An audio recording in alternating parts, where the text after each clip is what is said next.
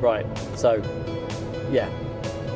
So we're off to Gwenall now, which is in Falmouth, and we still live about 40 minutes away, depending on the traffic, which is now summer season, holiday makers are down, good, more the merrier.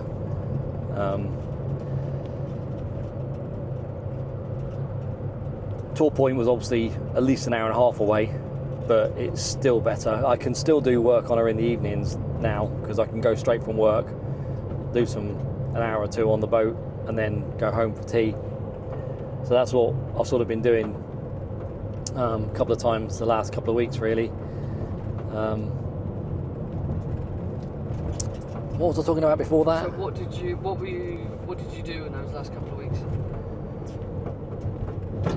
Mainly take more stuff off, really. Yeah. Oh, I suppose we ought to talk about the surveyor. So Nick, the surveyor, came out to the boat to do a survey, because, believe it or not, we actually bought a boat without a current survey.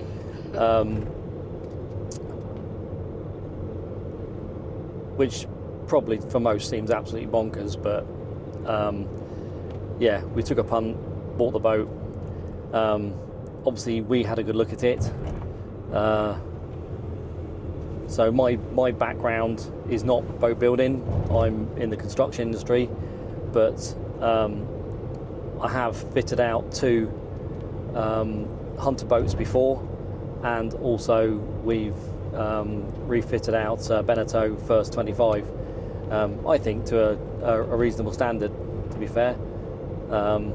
So, although I'm not a surveyor, we did have a really good poke around with her, and we took a punt and bought her. So Nick came out, did a survey. Haven't got the full written survey yet, so I'm hoping there's nothing in there that is contrary to what I'm saying now, but basically the boat's good. The hull is sound, no osmosis, and dry. Keels are good. Rudder is slightly damp, and he would like us to inspect that further.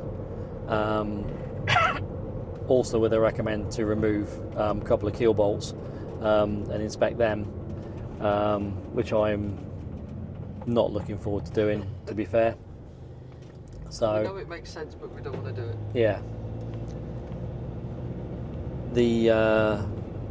I haven't read the rest of the report yet, because obviously it hasn't arrived, but we'll go through that when it arrives, and let you guys know what it says. So the plan for the work that we need to do to get her back in the water is we want to get the boat watertight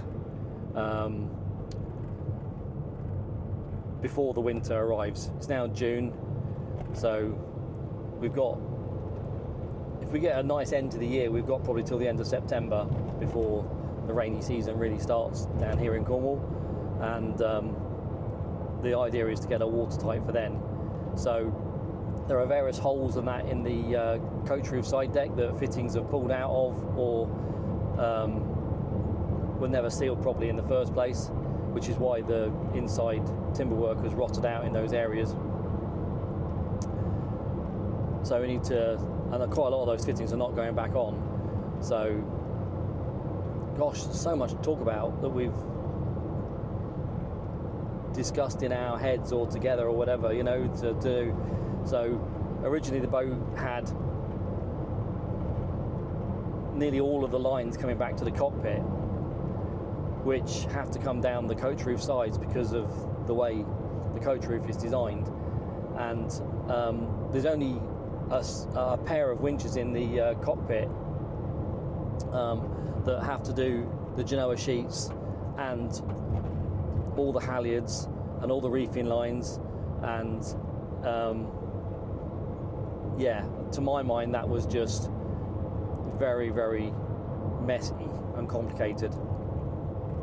I like slab reefing. It's simple, it's easy to do, and as we tend to reef down early anyway, it's we're not usually having a mad scramble to put a reef in. So we're going to move the halyards, the reefing lines, in fact everything except the kicker, back to the mast. So we're going to put clutches on the mast to take those halyards, and remove the deck fittings that were there that led all that back aft. Some of which I think was drilled in the wrong place to start with, and then they used some starboard to cover the old holes, and then there's just things on the boat that are just done poorly, basically. So anyway, we've worked out a system with Andy from All Spars to get the kicker back to the cockpit. We're going to mount the clutch for that on the side of the coach roof again, but instead of it being at 90 degrees to the coach roof where all the other, I'll show you in a minute, where all the other clutches we're going to mount it vertical. It's stuff like that that's shocking really in cost. I mean, that's going to cost best part of £125 for one clutch. Yeah, I just can't imagine it costing that much to make. I know it's probably quite a small market, but yeah, cost of that sort of stuff is crazy. So we've had a rethink on the windows, haven't we? Yet again. Have we? Go on, you tell me what you're thinking about the windows, because I've probably been rethinking about it again without you without you even knowing about it. Yeah. So when we were looking at the aspects of the windows compared to the chain plates and where the shrouds come up, looking at the structural integrity, we're thinking maybe where we place the windows are going to change. So we've got the templates back yet again. Yeah, so you need to step back a bit, really. So the windows at the moment in the main saloon coach roof sides, they are screw-on perspex, which never really work, to be fair, on any boat. I know that a lot of these yachts are going down the line of bonding in windows into the hull and into the decks and everything else. At the moment, it seems to be quite a popular thing to have them bonded in. But look how many YouTube videos you see of new boats with leaky windows and that.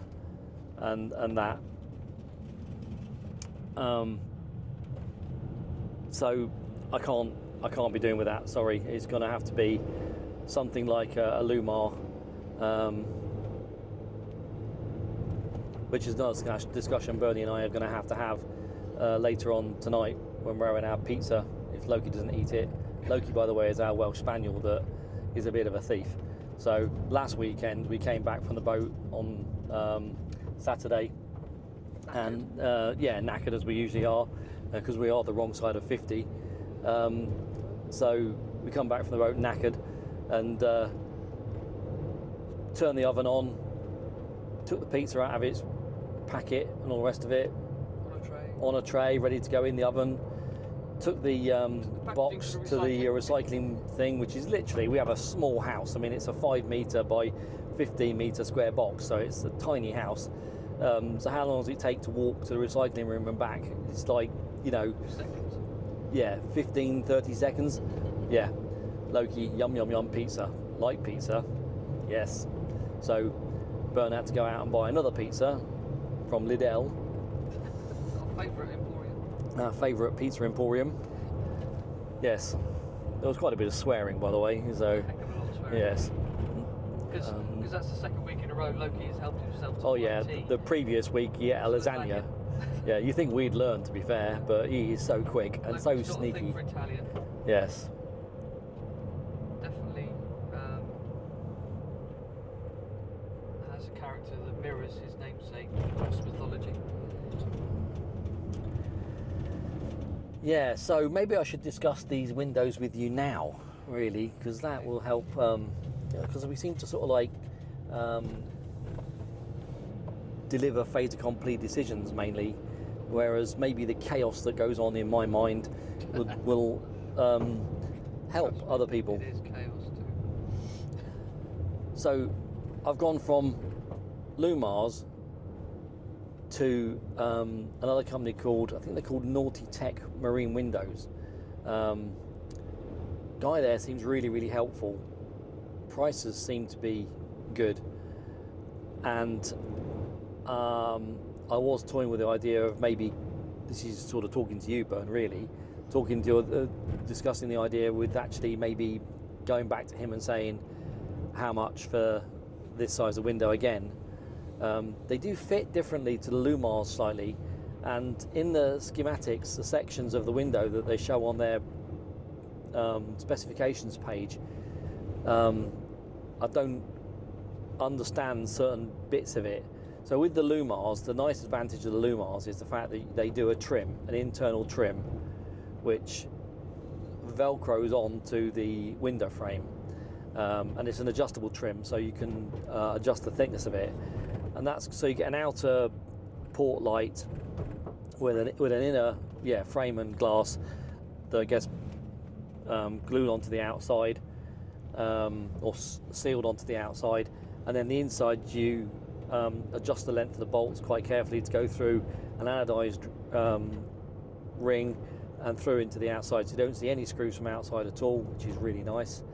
You do have to make sure to size the screws properly, and there are some other windows on the boat that somebody's fitted that they haven't sized the screws properly, and it you can see where it's pressed against the outside anodizing, which is not pretty, but it's not going to compromise it. But anyway, haven't got the money to replace all of those. See, told you about the chaos that goes on in my mind. Anyway, the ones from Naughty Tech Windows, they don't have any inner trim kit, so how to finish them off on the inside? Well, you can't finish them off on the inside at all. You just have the screws and the aluminium ring basically on the inside. I don't know what your thoughts are on that. I'll have to have a look later on. It's been months since we last looked at those windows, so Right. it's there. So, From the prices he was quoting me, I think they would seem quite good value, possibly didn't they? work out slightly cheaper than the Lumar ones. And he had more options on size and shape as well, didn't he? Well, they're made bespoke, Yeah. so that doesn't make any difference. The only caveat with him is the fact that you're limited to a 60mm radius, so the window can't be smaller in height than 120mm. Two 60mm radiuses back to back basically, which isn't a problem, but for us anyway,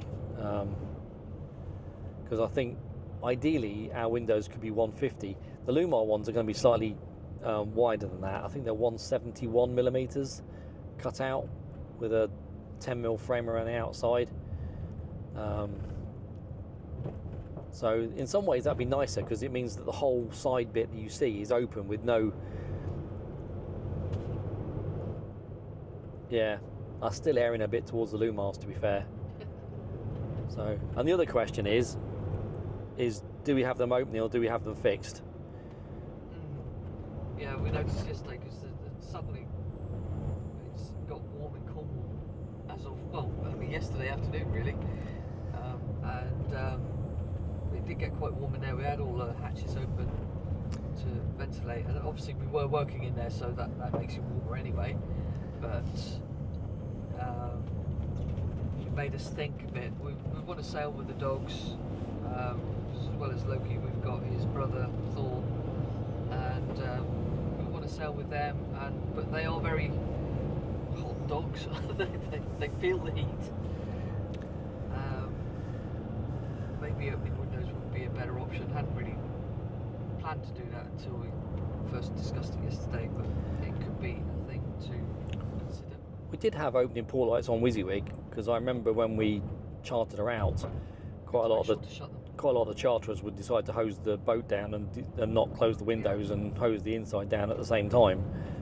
So I'm sure if we have opening windows, we'll do the same at some point as well. But you know, It's another thing to remember to close before you set sail, isn't it? it is. So what are our plans today, Gareth? What are our plans today? Our plans today are to start to make the boat watertight by putting fiberglass patches on the inside of the holes, and if we get time, to gel coat the outside of them as well, which would be really nice to do, to be honest. I'm really looking forward to doing that. And we'll probably end up taking more stuff off as well, you know. Take you around where we've got to so far. It's not pretty. But you've got to make it worse to make it better, haven't you? So.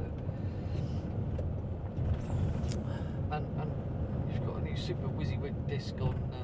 Oh, that's awesome. Gone to the grinder, which is going to make taking the old glue off. So we're taking a lot of the linings out. I think I need to explain the gun to the grinder thing. So, so when I bought the Beneteau First 25, she needed some TLC basically, and so we spent 3 years basically every winter doing more and more stuff on her. Projects, we put an engine in. Bern got involved with that, which I'm really pleased she did. You were talking about how I named your tools. Oh yeah. So when we were refurbishing Gavroche over the last 3 years, which is the Beneteau First 25, Bernie decided to name my power tools, especially the battery ones.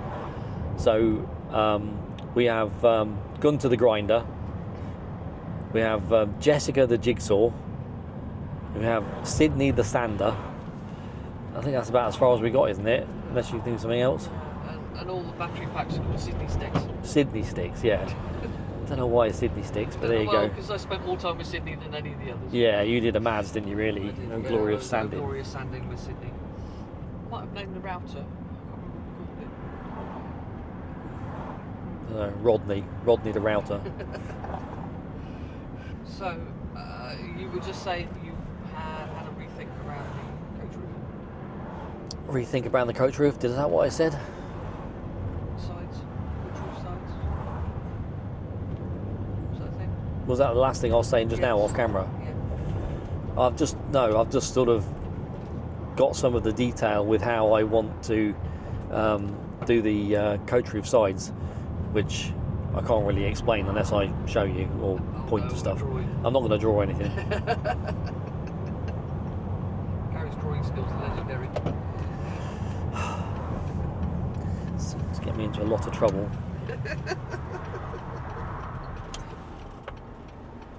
Busy down here. Yeah. I think I might have to park up here, which is quite a way away. And it feels like rain as well. No. So, Gwenol. So, as you can see, we have done... Don't look at me, look at the boat. Sound like... We have done destruction.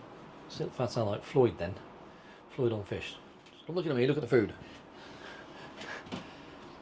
Anyway, so...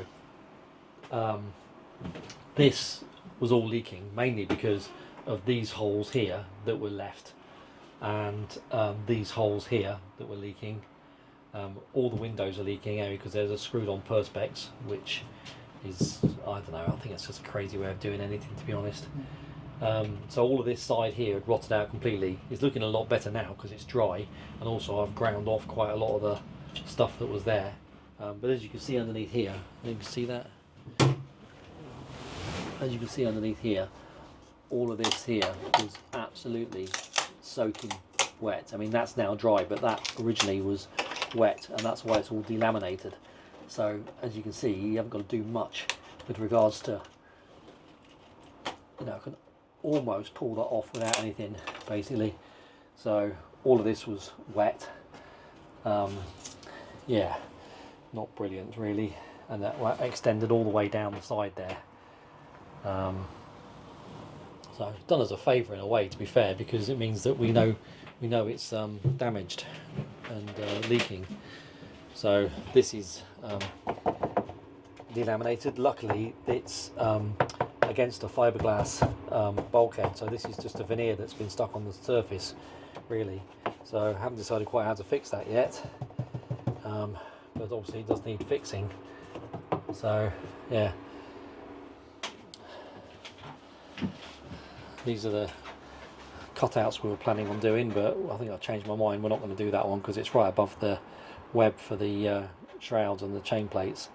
So I think we'll leave that bit there and do it from here forward, but we'll go through that later.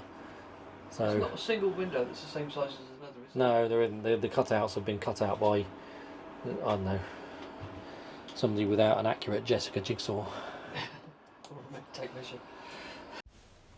I hope you've enjoyed our little conversation around our plans for Gwenol and thoughts, and the way Gary's mind rambles at right angles most of the time.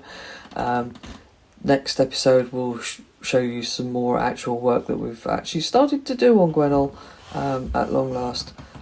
So please like and subscribe. Thank you for watching, and we hope to see you soon. Bye bye.